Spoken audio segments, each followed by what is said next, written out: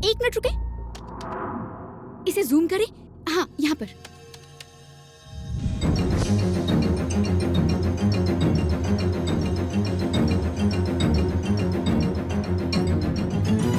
ताज़ा खबरों में देखिए किस तरह मशहूर सहाफ़ी श्रीमन नारायण को फंसाया गया।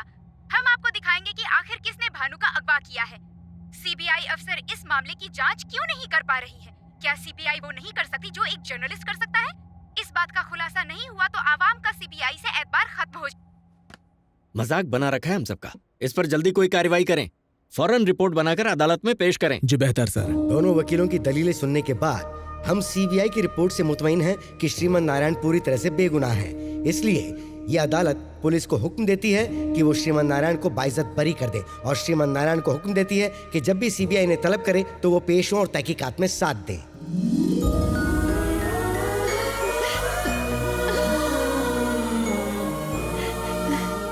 तुम्हारे पापा ने जो ख्वाब देखा था उसकी ताबीर अब तुम्ही को पूरी करनी होगी बेटा। चलो, सब इंतजार कर रहे हैं। कैलाश जी हमें छोड़कर कहीं नहीं गए। वो आज भी आपकी शक्ल में हमारे साथ हैं। आपकी हमारे पापा से जो भी उम्मीदें थीं, उन पर हम खरे उतरेंगे। भाईजान, हमें मुआफ कर दे भाईजान। उस रोज ना जाने हमने आपको क्या कुछ कहा। आप अपनी जगह बिल्कुल सही थे। आपने ही हमें अपना फर्ज याद दिलाया। खुश रहो बेटा।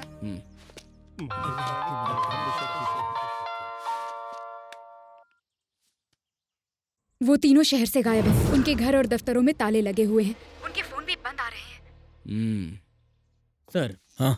हर्षद मलेशिया पहुंच गया है। बद्री प्रकाश और प्रकाश रंजन शहर में नहीं है। ओह नो, अपनी कब्रें खुद खोद रहे हैं। खुद को हमारे हवाले कर दिया होता तो कैद खाने में तो जिंदा होते।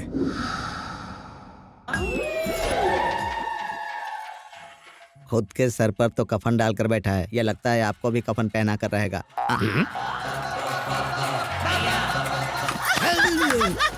अरे क्या हुआ? चुड़ैल कहीं की खिकी करके हंस रही है। यहाँ खौफ से हमारी जान जा रही है और तुझे इस वक्त जोर जोर से हंसी आ रही है। टीवी का तावीज बना के गले में लटका ले। नारायण, श्रीमन नारायण। आ गई तुम। यहाँ परिंदा भी पर नहीं मारना चाहिए वरना तुम्हारे पर काट देंगे। बताओ क्या इंतजाम किया है? भाई, फार्म हाउस के चारों तरफ लैंड माइंस बिछा दिए हैं। अगर किसी ने भी उस पर कदम रखा ना तो वो उड़ जाएगा। बेहतर है। जी भाई। अब आप जाओ। और हाँ, आप सुनो। अरे पंडित, तो ऐसे जान पर खड़े मत रहो। कुछ अमल करो। ऐसा अमल करो कि हमें मौत से बचा लिया जाए। बिल्कुल जनाब, हमारे उस्ताद महामृत्युंजय के अमल में माहिर हैं। पास करता है। आप क्यों मार रहे हैं उस्ताद? हमें मंदिरों के एतराफ में अमल करना चाहिए और हम बम के एतराफ में अमल कर रहे हैं। इस मोटे से छुटकारा पाना चाहिए। चलिए हमारे साथ आइए। उस्ताद जी, उस्ताद जी, क्या है? अपने आप पर काबू रखें। इन्होंने यहाँ बम लगा रखा है। इस बम धमाके की चपेट में आप आ गए तो हम कहाँ जाएंगे? हाँ, कहने सुनने का वक्त नहीं है। आप हमारे पीछे पीछे आइए। इनके बम के चक्कर में हमारा दम ना निकल जाए। मोहतरम उस्ताद जी, मुमकिन है वहाँ बम हो। आँख है कि एक्सरे अभी मशीन? बताते हैं। क्यों उस्ताद जी, बचपन में कंचे खेले थे ना, इसे बम के ऊपर फेंकेंगे। बम हुआ तो ये फट जाएगा वरना हम फूट जाएंगे। फेंकता हूँ। बम नहीं है, चलिए। बम पर इतना छोटा पत्थर फेंकेंगे, उस पर बड़ा पत्थर फेंके। उस्ताद जी, ये पत्थर है।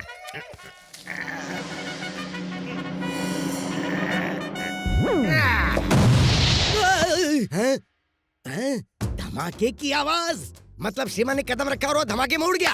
अरे वाह, कहाँ श्रीमान की लाश? कहाँ है? हम तो समझ रहे थे श्रीमान आया होगा, लेकिन यहाँ तुम दोनों खड़े हो। धमाके से तुम दोनों फट पड़े। अब एक काम करो, एक बम तो उड़ा दिया तुमने। अब एक काम करो, दूसरे बम पर जाओ, उस पर कदम रखो और उड़ जाओ। थू।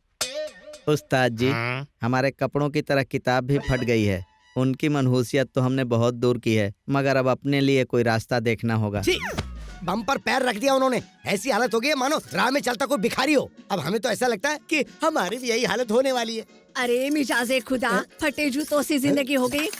वो तो आपको बख्शेगा नहीं। इतने पैसों का क्या करेंगे? बच्चा पैदा करते तो ऐश करते। हाँ? एक और फरेब। अब क्या तीर मारा है? पता नहीं कहाँ मुंह मार के आए हो।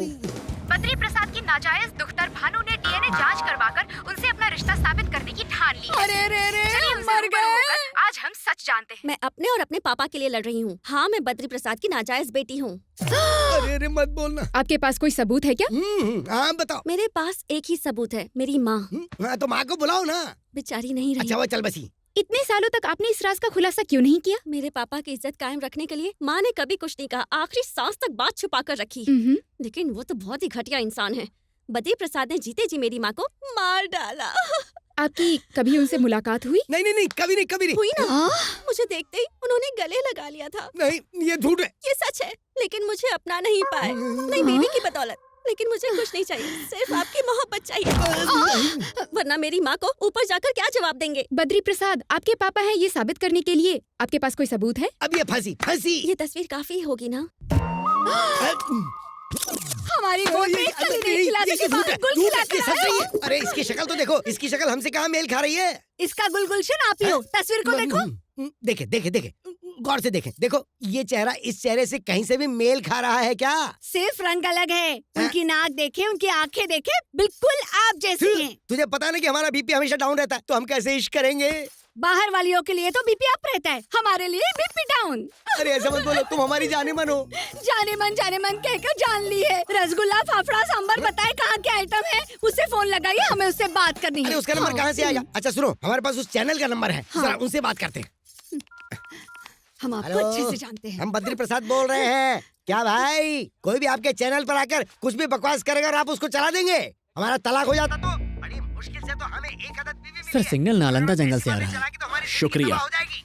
हम चैनल को आग लगा देंगे। हाँ देखा चैनल की कैसे क्लास ली? क्लास तो आपकी बड़ी मालेंगी। हम इस मकान में आपके साथ एक सेकंड भी नहीं रहने वाले। हम अब भी जा रहे हैं। ए ड्राइवर, चल गाड़ी निकाल।